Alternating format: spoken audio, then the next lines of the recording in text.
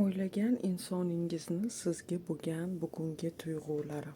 Kelinglar shu mavzuda ko'rib olamiz. Demak, yaxshi ko'rgan insoningiz, qalbingizdagi o'sha o'ylagan insoningizni sizga nisbatan bugungi tuyg'ularni ko'rib olamiz. Xo'p, sizlar bilan demak ro'hibat tarot shaxsiy bog'lanish uchun nomerimni eslatib o'taman. 90lik 930 0907. Telegram, WhatsAppdan javob beraman. Demak, yaxshi ko'rgan insoningizni sizga bo'lgan bugungi tuyg'ulari. Yaxshi ko'rgan insoningizni sizga bo'lgan bugungi tuyg'ulari. Yaxshi ko'rgan insoningizni sizga bo'lgan bugungi tuyg'ulari. Demak, 3 ta variant qildim. 3 ta variantdan ko'nglingizga yoqayotgan kartalarni tanlang. Bu kartalarimiz demak bizda birinchi variant, mana bu kartalarimiz ikkinchi variant, bu kartalarimiz esa uchinchi variant. Xo'p, demak tanlagan bo'lsangiz biz birinchi variantdan boshlaymiz. Yaxshi ko'rgan insoningizni sizga bo'lgan tuyg'ulari. Demak, bu yerda nima holatni ko'ryapmiz? Paj jezlov, tuz pentakl и karta влюбленныйimiz tasvirlangan. Paj jezlovimiz bizda demak impulsni, boshlang'ich ehtirosni, boshlang'ich qiziqishni, boshlang'ich demak влюбленностьni ko'rsatadigan kartamiz hisoblanadi.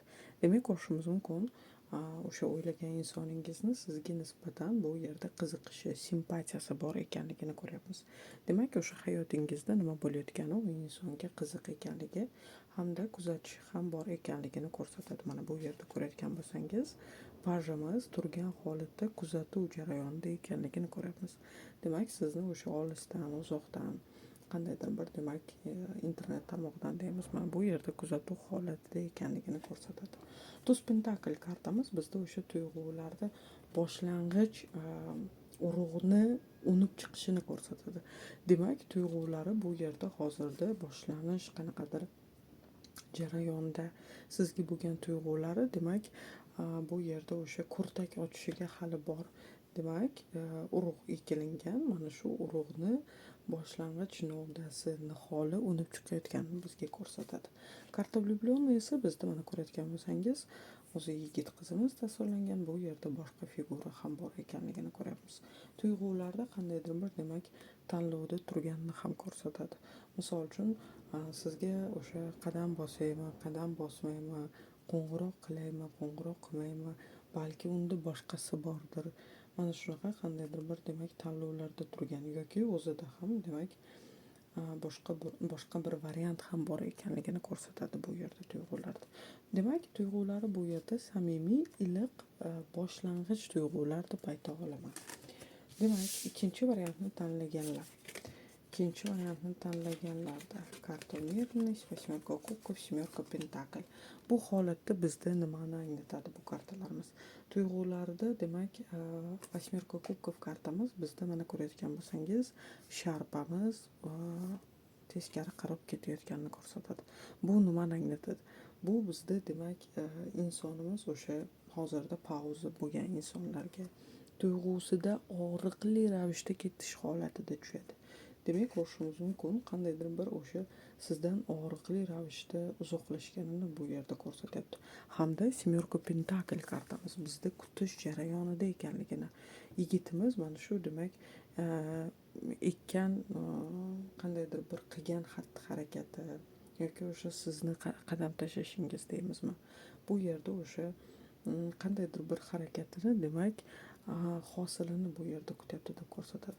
Tuyg'ularda в целом olganda demak sizni kutish holatida ekanligini, demak og'riqli ravishda uzoqlashib sizni kutish jarayonida ekanligini ko'ryapmiz. Karta umеренность ham bizda balansni ko'rsatadi.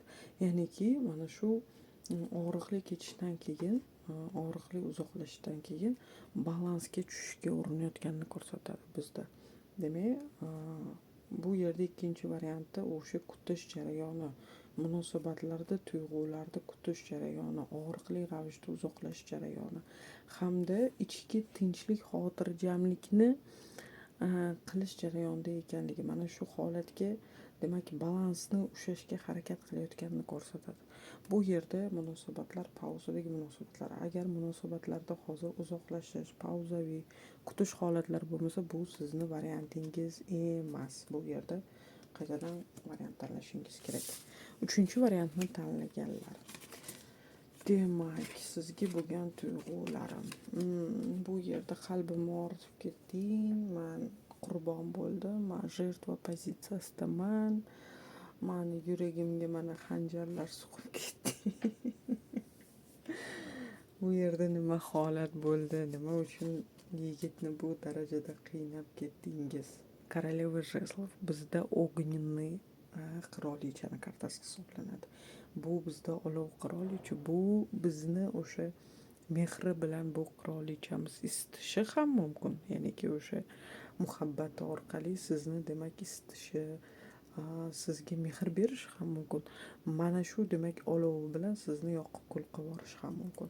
Demak, ko'rishimiz mumkin bu yerda o'sha sizni mana shunaqa amazonka, olov ayol sifatida bu yerda ko'rish bor ekanligi, tuyg'ulari olov ekanligini ayta olaman.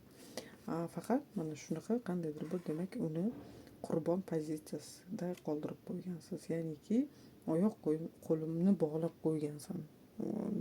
Mani o'zingga bog'lab qo'ygansan degan holatda ekanligini ko'ryapmiz. Bu yerda mana ko'rayotgan bo'lsangiz, hojiga ilingan. Oyog'i osmondan qilib ilingan hojiga. Ya'niki bu qurbonlik pozitsiyasi hisoblanadi.